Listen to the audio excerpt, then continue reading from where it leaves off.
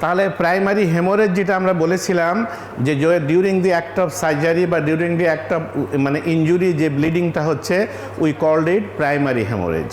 আর আমরা এখানে বলছি কি যখন আমরা একটা উন্ড সৃষ্টি হলো সেখানে সেই উন্ডটাকে যখন আমরা ক্লোজ অ্যাপোজিশনের সাথে সাথে এনে দিচ্ছি, দেওয়ার পরে যে হিলিংটা শুরু হচ্ছে we called it primary healing or healing by primary intention. Now healing by secondary intention or secondary closure. তোমরা যখন ওয়ার্ডে যাচ্ছ অনেক সময় সার্জারিতে শুনবা যে এই পেশেন্টটাকে এই উন্ডটাকে সেকেন্ডারি ক্লোজার দিতে হবে, অর্থাৎ প্রাইমারি ক্লোজার সেখানে ছিল, what the name secondary, obviously there was the name primary. There was the primary closure, but due to some reason this closure was not completed and we have to reopen the wound for the sake of the wound healing. And when it is gradually by the process of body's mechanism, it come in contact, come in a situation that wound will close. At that moment we will resuturing the wound edges or make apposition by means of clips or other things, and then wound will heal. This is called healing by secondary intention or secondary closure. It occurs wound that already infected and are usually left open and allowed to heal by epithelialization and contraction, may be caused by infection, trauma, tissue loss, etc. তাহলে আমরা যখন সে ধরো you need a appendectomy operation, we have performed it and we have closed the wound with an intention to heal it primarily. But after some days, 3 to 5 days, we observe that there is the accumulation of pus, that is infection happens there. It may happen at any moment, at any wound may be infected at anywhere. So if there is infection, then we must have to reopen the wound with a facility to make the devitalized tissue out and allow the granulation tissue to form. আমরা উন্ডটাকে খুলে দিলাম, দিয়ে তাকে যে necrotic portion আছে সেগুলোকে dressing করে আমরা এলিমিনেট করে দিলাম। দেওয়ার পরে will wait for the natural healing process to start. When the natural process of healing started, when infection disappears clinically, then we abar suture the wound margins. This is called secondary closure. Healing by tertiary intention or delayed primary closure. তাহলে দেখো এটা আমরা delayed primary closure বলছি, আমরা কিন্তু secondary সুচারটা secondary ইন্টেনশনটা এক জিনিস, আর এখানে টার্সিয়ারি ইন্টেনশনে যেটা বলছি আমরা কি ডিলেড প্রাইমারি ক্লোজার। আমরা সেকেন্ডারি ক্লোজারে কি বলেছি, প্রাইমারি ক্লোজার ছিল সেটাকে রিওপেন করে দিয়েছি, দেন when they become healthy give suture again. This is called healing by secondary intention. But here we are calling that যে wound that are heavily contaminated and are likely to develop an infection if closed primarily and left open for 3 to 5 days allows the wound to be cleaned and allows the body's natural defense mechanism to work and then we close it. তাহলে কি দাঁড়াচ্ছে এখানে, আমরা primary closure দেই নাই। সে তুমি এখন রিক্সায় আসছো, একটা তুমি ইনজুরি পেলে, সেখানে আমরা মনে করছি যে এটা কন্টামিনেটেড হয়ে গেছে উন্ডটা, রাস্তা থেকে ডার্টি পার্টিকেলস লেগে গিয়েছে অথবা somehow it may be infected. এই অবস্থায় যদি আমরা উন্ডটা ক্লোজ করি তোমাকে serious infection May appear. That is why we keep the wound open and open বলতে একদম বাতাসে আমরা রেখে দিচ্ছি না, আমরা ড্রেসিং ম্যাটেরিয়াল দিয়ে উন্ডটাকে ক্লোজ করছি না, উন্ডটাকে ওপেন রেখে ড্রেসিং করছি। And 3 to 5 days after or 5 to 7 days after, when we observe that the chance of infection have been eliminated, যে না এখানে এখন হেলদি টিস্যু অ্যাপিয়ারেন্স এসে গিয়েছে and it will not return back to the infected portion, so then we close it. It is called delayed primary closure or tertiary closure. Now সব কিছু তো আমরা বুঝলাম যে primary closure, secondary closure, tertiary closure বা delayed primary closure. Factors affecting the wound healing, wound তো বডির natural প্রসেসেই এটাকে হিল করবে, বাট সেখানে কি কি ফ্যাক্টর ইনভলভ, দেয়ার আর সাম বডির নর্মাল মেকানিজমই হচ্ছে যে উন্ডটাকে হিল করতে হবে। It is the responsibility of the body's defense mechanism to heal a wound. But if there is some abnormal situation exists, body fails to perform this job. Clear?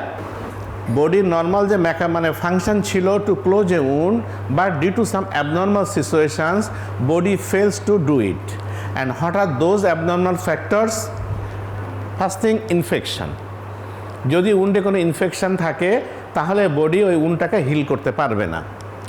আরেকটা আছে কি surgical techniques.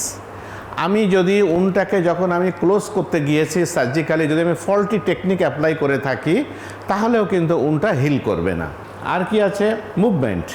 হ্যাঁ ঠিক আছে, আমার হাতে একটা ইনজুরি হয়েছে, তোমরা কেউ আমার কাছে আসলে হসপিটালে, আমি উন্ডটাকে ক্লোজ করে দিলাম, বাট তুমি ওই উন্ডে নেচে নেচে বেড়াচ্ছ, সারা জায়গায় ঘুরে বেড়াচ্ছ, মুভমেন্ট করে বেড়াচ্ছ, তাহলে due to this heavily movement টিস্যুটা সেখানে কিন্তু ওয়ার্ক করতে পারছে না। তাহলে এই একটা factor.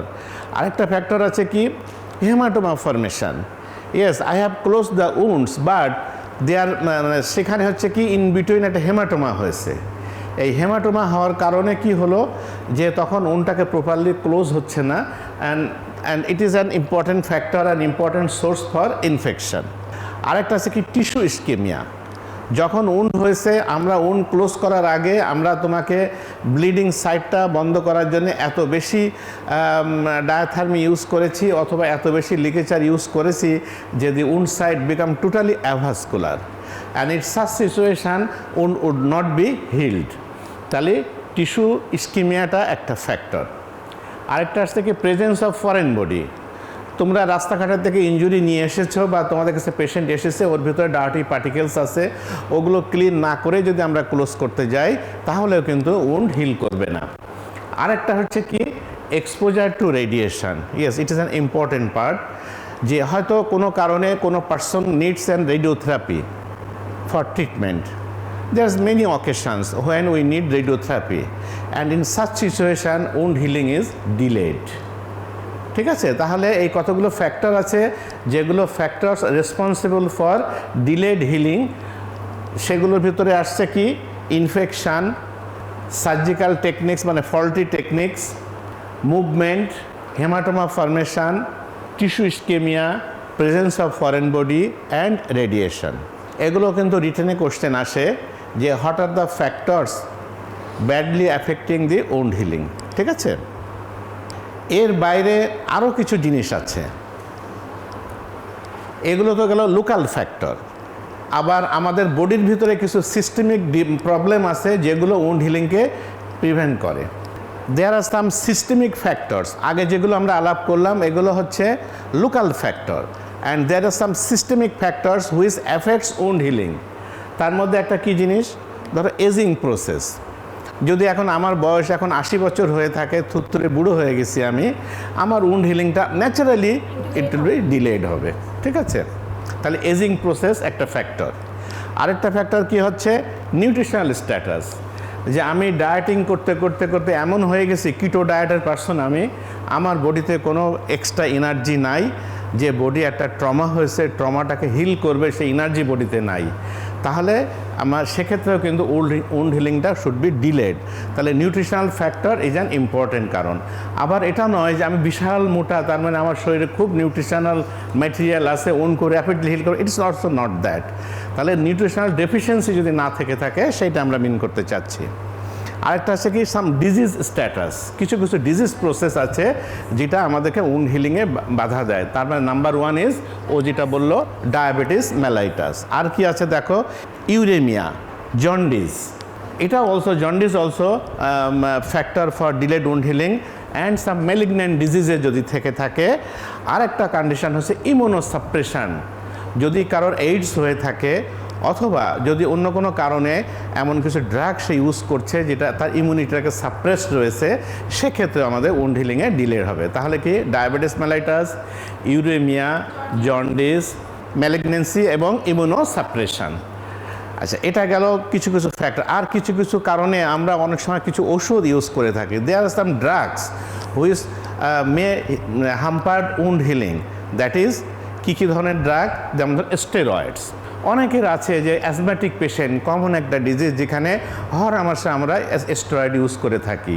There are some other chronic diseases যেগুলোর জন্য আমাদের মেডিসিনের প্র্যাকটিশনার্সরা স্টেরয়েড দিয়ে থাকে। তাহলে এই স্টেরয়েড ইউজার্সদের ক্ষেত্রে উন্ড হিলিংটা শুড বি ডিলেড। আরেকটা আছে কি যে যদি অ্যান্টি নিউপ্লাস্টিক কোনো ড্রাগ, অ্যান্টি ক্যান্সার কোনো ড্রাগ যদি সে খেতে থাকে তাহলে সেখানেও কিন্তু উন্ড হিলিংয়ে ডিলে হবে। আরেকটা কথা বলছে এনএসআইডি, এনএসআইডি দিলে উন্ড হিলিংয়ে ডিলে হয়, বাট এনএসআইডি না দিলেও তো হয় না, ঠিক আছে? তাহলে NSAID should be used cautiously, যতটুকু সময় প্রয়োজন ততটুকু সময় দিবে, তারপর এনএসআইডি গ্র্যাজুয়ালি উইথড্র করবে।